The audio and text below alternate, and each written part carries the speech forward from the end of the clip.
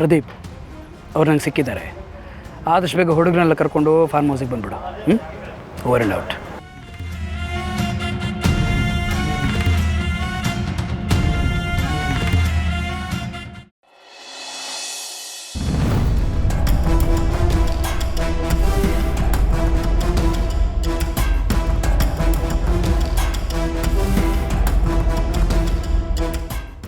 ನನಗೆ ಈ ಮನೇಲಿ ನೆಮ್ಮದಿಯಾಗಿರೋಕ್ಕೆ ಬಿಡಬಾರ್ದು ಅಂತ ತೀರ್ಮಾನ ಮಾಡಿರೋ ಹಾಕಿದೆ.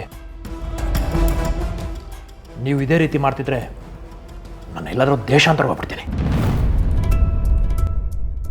ಆಮೇಲೆ ನೀವೇ ಮನೇಲಿ ಖುಷಿಯಾಗಿರಿ. ಮಾವ, ನೀವು ಯಾಕೆ ಎಲ್ಲದಕ್ಕೂ ಈ ಥರ ಸಿಟ್ಟು ಮಾಡ್ಕೋತಿದ್ದೀರಾ?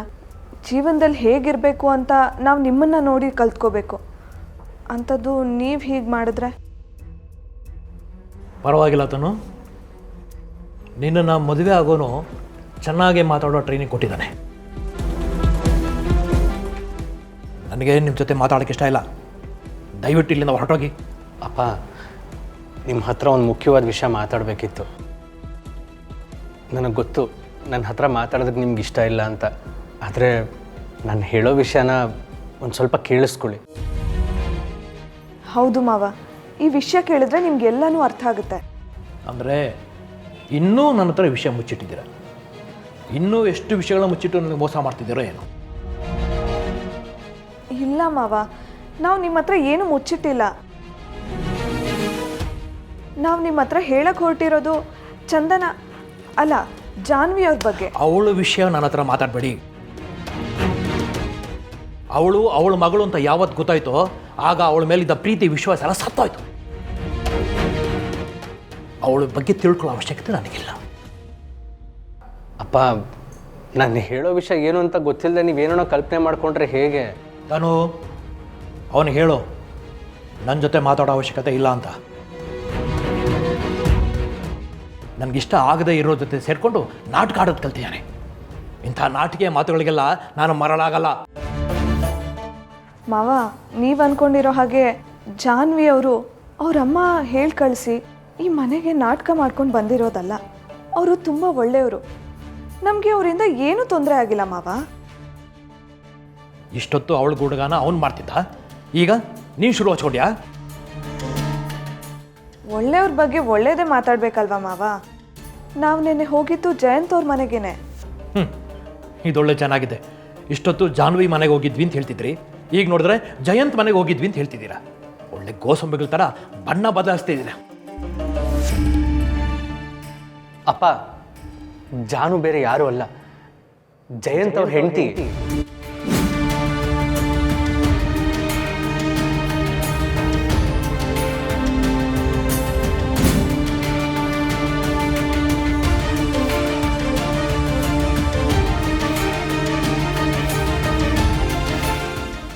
ಹೌದು ಮಾವ, ಜಾನು ಅವರು ಜಯಂತ್ ಅವ್ರ ಹೆಂಡ್ತಿನೇ. ಜಯಂತ್ ಅವರು ಜಾನ್ವಿ ಅವ್ರನ್ನ ಸತ್ತೋಗಿದ್ದಾರೆ ಅಂತ ಅಂದ್ಕೊಂಡಿದ್ರು. ಜಾನ್ವಿ ಅವ್ರ ಮನೆಯವರು ಹಾಗೆ ಅಂದ್ಕೊಂಡಿದ್ರು. ಆದರೆ ನಾವೆಲ್ಲ ದೇವಸ್ಥಾನಕ್ಕೆ ಹೋದ್ಮೇಲೆ ಜಾನ್ವಿ ಅವ್ರು ಬದುಕಿದ್ದಾರೆ ಅಂತ ಹೇಳಿದಾಗ ಅವರೆಲ್ಲ ಎಷ್ಟು ಖುಷಿಪಟ್ಟರು ಗೊತ್ತಾ?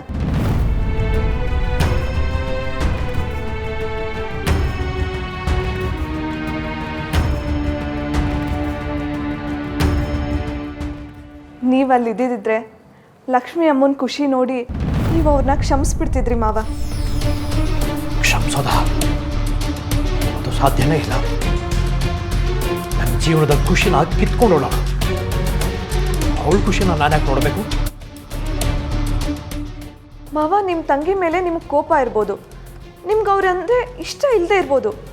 ಆದರೆ ಜಯಂತ್ ಅವ್ರಂದರೆ ಇಷ್ಟ ಇಲ್ವಾ? ಜಯಂತ್ ಅವರು ನಮ್ಮ ಮನೆಗೆ ಬಂದಾಗ ಅವ್ರ ಹೆಂಡತಿ ತೀರೋಗಿದ್ದಾರೆ ಅಂದಾಗ ನೀವು ಅವ್ರಿಗೆ ಎಷ್ಟು ಸಾಂತ್ವನ ಹೇಳಿದ್ರಿ, ಅದೆಲ್ಲ ನೆನಪಿಲ್ವಾ ಮಾವ?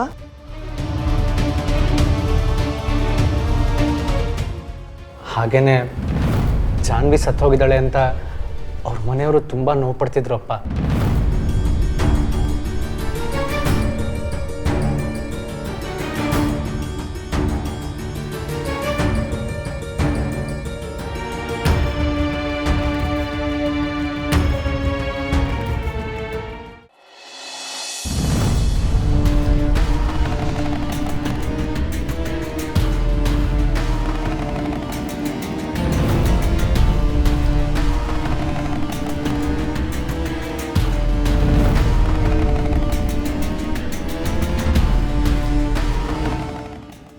ಇದೇನಿದು? ಹರೀಶ್ ಬಾವ ಇಲ್ಲವರಲ್ಲ. ಇಂಟರ್ವ್ಯೂಗೆ ಹೋಗ್ತೀನಿ ಅಂತ ಮುಟ್ಟು ಸಿಂಚನ ಹತ್ರ ಹೇಳಿದ್ರು. ಸಂತು ಬಾವನ ಜೊತೆಗೋರೆ ಏನು ಮಾಡ್ತಾವ್ರಿ ಇವ್ರು ಇಲ್ಲಿ? ಬೇಡ ಬೇಡ, ಫಾಲೋ ಮಾಡಿದ್ರೆ ಎಲ್ಗೂ ಹೋಗ್ತಿದ್ದಾರೆ, ಏನು ಮಾಡ್ತಿದ್ದಾರೆ ಅಂತ ಗೊತ್ತಾಯ್ತದೆ.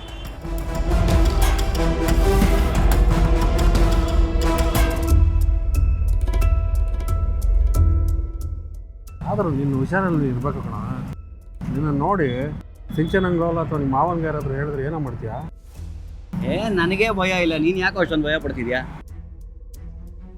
ನೋಡ, ನಾನು ಮುಂಬೈಗೆ ಹೋಗಿರೋ ವಿಷಯ ನನ್ನ ಹೆಂಡತಿಗೆ ಮತ್ತೆ ಅವ್ರ ಮನೆಯವ್ರಿಗೆ ಅಷ್ಟೇ ಗೊತ್ತು. ಇನ್ನು ಯಾರಿಗೆ ಗೊತ್ತಿದ್ಯಪ್ಪ? ಇಲ್ಲಿರೋರು ನಾನು ಇಲ್ಲೇ ಇದ್ದೀನಿ ಅಂತ ಅನ್ಕೋತಾರ ಅಷ್ಟೇ. ನಿಮ್ಮ ಮಾವನ ಮನೆಯವರೇ ನೋಡಿದ್ರೆ ಏನು ಮಾಡ್ತೀಯಪ್ಪ? ನಮ್ಮ ಮಾವನ್ ಹಿಂಗೆ ನೋಡ್ತೀಯಾ? ಮೊದಲೇ ನೀನು ನೋಡಿದ್ರೆ ಹೊಡೆಯೋದಕ್ಕೆ ಕತ್ತಿ ಗುರಾಣಿ ಇಟ್ಕೊಂಡು ನಿಂತಿರ್ತಾರೆ. ಈಗ ನೀನು ಬಾಂಬೆಗೆ ಹೋಗಿದ್ದೀನಿ ಅಂತ ಸುಳ್ಳು ಹೇಳಿ ಇಲ್ಲೇ ಇದೆಯಾ, ಅದುವರೆಗೆ ಗೊತ್ತಾದರೆ ಸುಮ್ಮನೆ ಇದ್ಬಿಡ್ತಾರಾ? ಯಾವುದಕ್ಕೂ ಏನಾರು ಇದ್ದರೆ ಬಟ್ಟೆ ಗಿಟ್ಟೆ ಇದ್ದರೆ ಮುಖ ಮುಚ್ಕೋ, ನೋಡು ಖರ್ಚಿಫ್ ಏನಾರು ಇದೆಯಾ ಅಂತ. ಪಾಯಿಂಟ್ ನನ್ನ ಹತ್ರನೂ ಇಲ್ಲ. ನನ್ನ ಹತ್ರ ಇದೆ. ಹಾಂ, ಹೇಳಕ್ಕಾಗಲ್ಲ ಗುರು, ಆಮೇಲೆ ತಗಲಾಕೊಂಡ್ರೆ ಅಷ್ಟೇ. ನಡಿ ನಡಿ ನಡಿ, ಬಾಬಾ.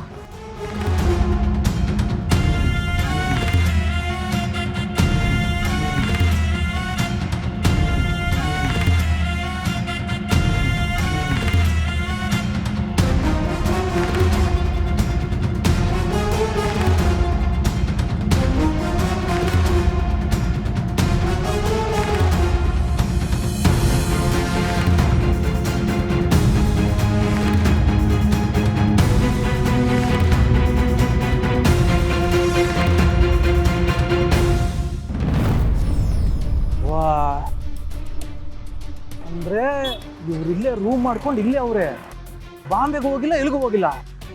ಮೊದಲೇ ವಿಷಯ ನಮ್ಮ ಮೇಡಮ್ ಅವ್ರು ಕೇಳಬೇಕು.